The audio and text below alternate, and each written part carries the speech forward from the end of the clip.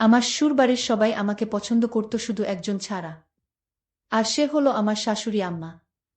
আমার শাশুড়ি আম্মা আমাকে কিছুতেই পছন্দ করত না। আর তাই আমার শাশুড়ি আম্মা শ্বশুরকে কুপরামর্শ দেয়। আর আমার শাশুড়ি আম্মার কথায় আমাকে একদিন বাথরুমে নিয়ে আমার সাথে। বাকিটা গল্পতেই বলছি। আমার শ্বশুরবাড়িতে প্রাইভেসির বিরাট সমস্যা। উপরতলার কথা নিচতলা থেকে শোনা যায়। রিফাত যখন আমাকে বিয়ে করে এ বাড়িতে নিয়ে এলো, সবার মাথায় যেন আকাশ ভেঙে পড়ল। আমার শাশুড়ি রিফাতকে উপরে নিয়ে যা বললেন তার মর্ম হল, রিফাতর জন্য খুব বড়লোকের হার্ভার্ড ইউনিভার্সিটিতে পড়া মেয়ের বিয়ে কথা চলছিল। এর মাঝে রিফাত কেন একটা গরিব গুরবা মরহুম সাংবাদিকের মেয়েকে বিয়ে করে এনেছে? এই মেয়েকে নিয়ে কি আত্মীয় স্বজনদের সামনে মুখ দেখানো যাবে? রোটারি ক্লাবের মিটিংয়ে যাওয়া যাবে? রিফাত বোধহয় বাড়ি ছেড়ে দেয়ার হুমকি দিল, ওতে আপাতত কাজ হল। শাশুড়ি আম্মা তিতা ঔষধের মতো আমাকে কোনো রকমে গিললেন। আসলে শাশুড়ি আম্মার রাগ করাটাই স্বাভাবিক।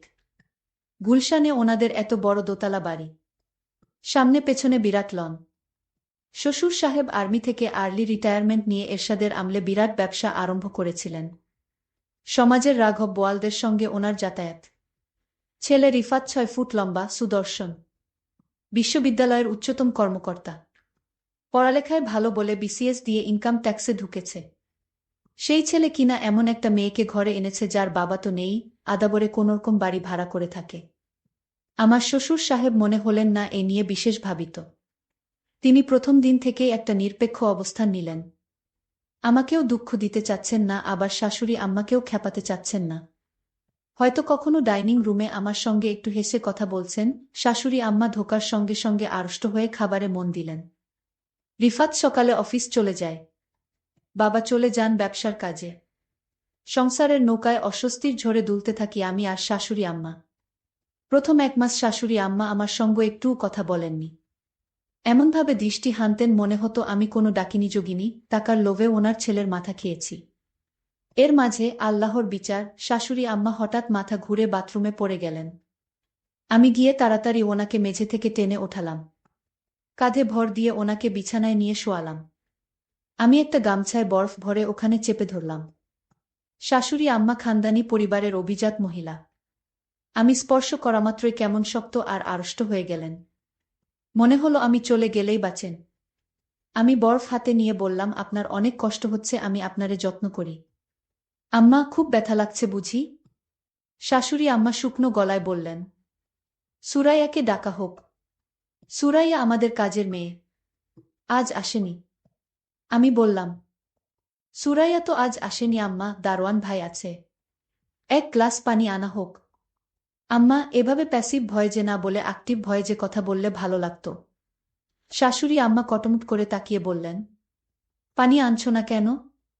আমি পানি এনে বললাম, আমার একটা নাম আছে, টুম্পা। আপনার ছেলে বলে টুম্পুমনি। আপনার তো কোনো মেয়ে নেই, টুম্পা বলে ডাকবেন, দেখবেন মনটা ফুরফুরা লাগবে। মা কোনো জবাব দিলেন না, ধক ধক করে পানি খেয়ে পাশ ফিরে শুয়ে পড়লেন। শাশুড়ি আম্মা প্রথম প্রথম আমার রান্না খেতেন না। বাথরুমে পড়ার পর থেকে খাওয়া আরম্ভ করেছেন। আমি রুই মাছের মাথা, ইলিশ মাছের পেটির টুকরো শাশুড়ি আম্মার দিকে এগিয়ে দিই। শাশুড়ি আম্মা প্রশংসা অপ্রশংসা কিছুই করেন না। আমার শ্বশুর সাহেব কম বেশি শাশুড়ি আম্মাকে অনুসরণ করেন, সংসারে খামোখা ঝামেলা পাকাতে চান না।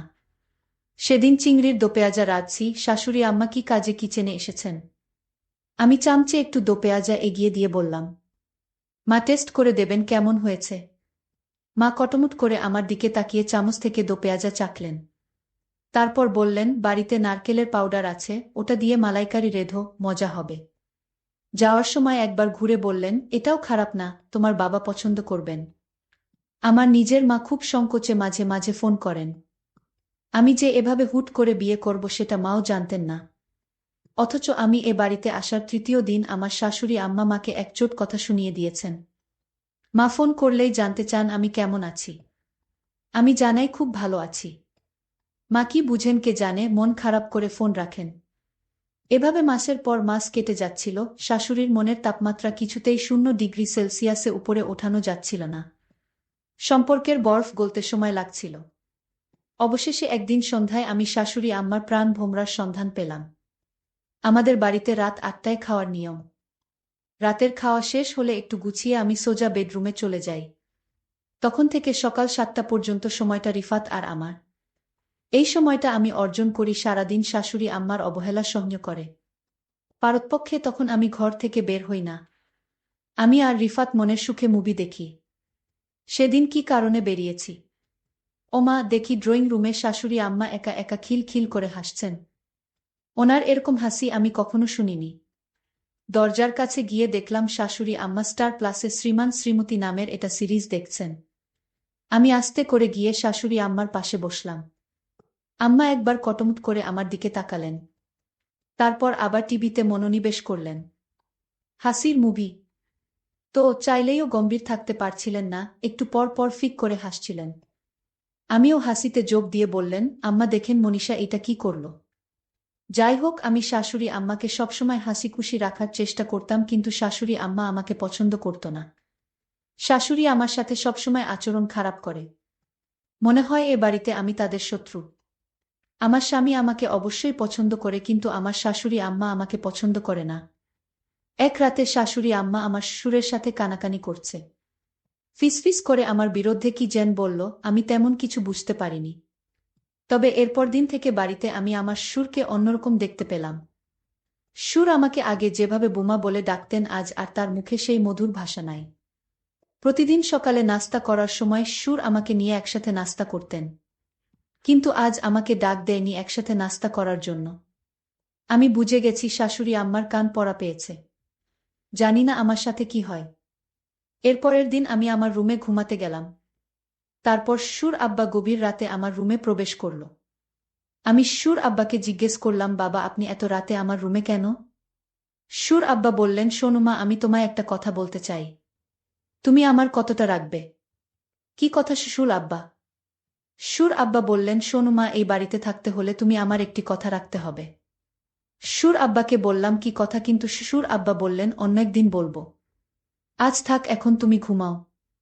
শ্বশুর আব্বার মধ্যে আমি এক অন্যরকম দৃষ্টি দেখতে পেলাম, যা আমি আগে দেখিনি। এ বাড়িতে আমি প্রায় 6 মাস ধরে আছি। আজ শ্বশুর আমাকে কি বলতে চেয়েছিল তা আমি জানি না। এর 2-3 দিন পর আমি লক্ষ্য করলাম শ্বশুর আব্বা আমাকে তার মনের ভিতর লুকায়িত কথাটা বলার চেষ্টা করছে। আমি মনে মনে চিন্তা করলাম, শ্বশুর আব্বা কি বলতে চায় তা আমি শুনতে চাই। পরের দিন রাতে আমার শরীরে প্রচণ্ড জ্বর আসছিল, আমার খুব খারাপ লাগছিল।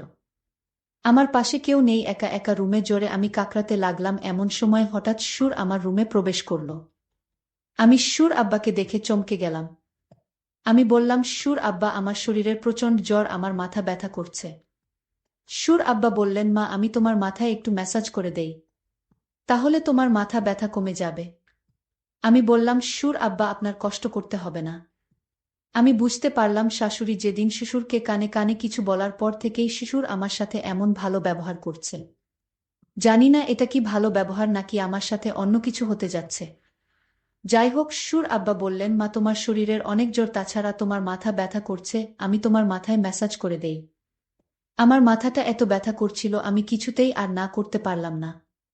আর তাই শ্বশুর আব্বা আমার মাথায় মালিশ করে দিচ্ছিল। আমার খুব ভালো লাগছিল। আমার মাথা ব্যথাটা অর্ধেক কমে গিয়েছে। শ্বশুর আব্বা আমাকে বললেন, মা আমি তোমার আর কোথায় মালিশ করে দিব? আমি বললাম, বাবা আমার মাথা ব্যথা কমে গিয়েছে, আমার আর মালিশ করা লাগবে না। আপনি এখন রুমে গিয়ে ঘুমান। শ্বশুর আব্বা বললেন, ঠিক আছে বৌমা, তাহলে তুমি ঘুমিয়ে পড়ো, আমি সকালে আবার আসব। শ্বশুর আব্বা যখন রুম থেকে বের হতে লাগলেন আমি শ্বশুর আব্বাকে ডাক দিলাম, বাবা শুনে যান। শ্বশুর আব্বা বললেন, কিছু বলবে বৌমা? আমি বললাম, হুম বাবা, আপনি আমাকে কি কথা বলতে চেয়েছিলেন? বলবেন বলবেন করে আর বলা হলো না। শ্বশুর আব্বা বললেন, মা আমি তোমাকে যে কথাটি বলতে চাচ্ছি সেই কথাটা বললে তোমার মনটা খারাপ হয়ে যেতে পারে। বাবা আপনি বলেন, আমার মন খারাপ করব না। আপনি আমার বাবার মতো। আপনি যা বলবেন আমি তা মেনে নিব। শ্বশুর আব্বা বললেন, তার আগে তোমাকে আমার সাথে বাথরুমে যেতে হবে। আমি বললাম, বাবা বাথরুমে কেন? দরকার আছে, তুমি চলো, গেলেই বুঝতে পারবে। আমি অবাক হয়ে গেলাম তার কথা শুনে। আমি বললাম, ঠিক আছে বাবা, চলেন বাবা। তারপর বাথরুমে গিয়ে যা দেখলাম তা দেখে আমার মনে হলো আমার চোখ কপালে উঠে গেল। 4টা ক্যামেরা লাগানো। আমি বললাম, বাবা এখানে ক্যামেরা লাগনো কেন? বাবা বললেন তোমার শাশুড়ি আম্মা এই ক্যামেরা লাগিয়েছে। আমি জিজ্ঞেস করলাম কেন এখানে ক্যামেরা লাগানো হয়েছে। সুর আব্বা বললেন তোমাকে ব্ল্যাকমেইল করার জন্য এখানে ক্যামেরা লাগানো হয়েছে। তোমার স্নানের অনেক ভিডিও তোমার শাশুড়ি আম্মার কাছে আছে। আমি বললাম সুর আব্বা আমি যেদিন প্রথম বাথরুমে স্নান করতে এলাম সেদিন আমি এই ক্যামেরা লক্ষ্য করছিলাম। আর তারপর থেকে আমি এই বাথরুমে স্নান করি নাই। আমি এই বাড়িতে যেদিন পা রাখলাম সেদিনই বুঝতে পারলাম আমার শাশুড়ি আম্মা আমাকে এ বাড়ি থেকে তাড়ানোর জন্য আমার সাথে এমন কিছু একটা করবে। কিন্তু আমি তো আর বোকা না, আমিও সতর্ক হয়ে গেলাম। সুর আব্বা আমাকে বলল তাহলে আমি যে ভিডিও দেখলাম সেটা কার ভিডিও? আমি বললাম বাবা আপনি ভালো করে লক্ষ্য করে দেখেন সেটা আমি না, আপনার নিজের মেয়ের ভিডিও। বুমার কথা শুনে চমকে গেলাম। আমার মেয়ের ভিডিও আর আমি চিনি না। সুর আব্বা আমার কথা শুনে দৌড়ে শাশুড়ির রুমে গেল আর বলল ভিডিও প্লে করো, এটা তো বুমার ভিডিও না।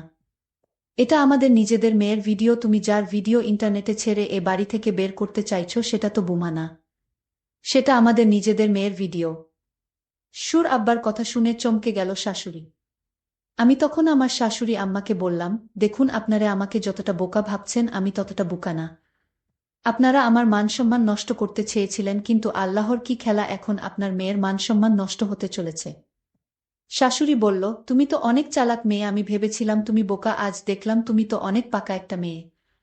এমন সময় আমার স্বামী আমার ঘরে এসে হাজির, আমাদের কথাগুলো শুনছিল। আমাদের কথাগুলো আমার স্বামী শুনে মাকে বললেন মা আপনি আপনার বুমাকে এমনটা করতে চেয়েছিলেন। আপনার বুমাকে পছন্দ না হলে আমাকে বলতেন, আমি এ বাড়ি থেকে আমার স্ত্রীকে নিয়ে চলে যেতাম। তখন হুট করে শ্বশুর বলে উঠল তোমার মা চেয়েছিল এ বাড়ি থেকে কিভাবে বুমাকে তাড়ানো যায়। তোমার মা আমাকে কানপড়া দিয়ে বলেছিল এমন কিছু তোমার স্ত্রীকে খাওয়াই যেন সে তিলে তিলে মারা যায়। আমার পক্ষে এটা করা সম্ভব হলো না, কারণ আমারও তো একটা মেয়ে আছে। আমি বুমার প্রতি এমন অত্যাচার করতে পারলাম না। বুমা যেদিন জ্বরে তরতর করছিল, মাথা ব্যথায় কাকড়াচ্ছিল, সেই দিন তার মুখখানা দেখে আমি তার মায়ায় পড়ে যাই। আর সেই দিন থেকে সিদ্ধান্ত নেই এই বাড়ি থেকে আমি বুমাকে কিছুতেই যেতে দিব না। সুর আব্বা বললেন পরের মেয়ের ক্ষতি করতে গিয়ে এখন নিজের মেয়ের ক্ষতি হচ্ছে। সুর আমার স্বামীকে বললেন বাবা তোকে আমি গুলশানে আরও একটা বাড়ি কিনে দিচ্ছি, তুই সেখানে বুমাকে নিয়ে চলে যা, নতুন করে সংসার শুরু কর। শাশুড়ি আম্মা তখন হাউমাউ করে কান্না করে বলল আমার ভুল হয়ে গেছে বুমা, তুমি আমায় ক্ষমা করে দাও। আমি বললাম মায়েরা কখনো ক্ষমা চাইতে নেই, মা আমাদের সাথে আপনিও থাকবেন এটাই আমি চাই। প্রিয় বন্ধুরা তোমাদের কাছে গল্পটি কেমন লাগলো তা কমেন্ট করে জানাতে ভুলবে না। আর এরকম নতুন নতুন ভিডিও পেতে আমাদের চ্যানেলটিকে সাবস্ক্রাইব করে পাশে থাকবেন। ধন্যবাদ।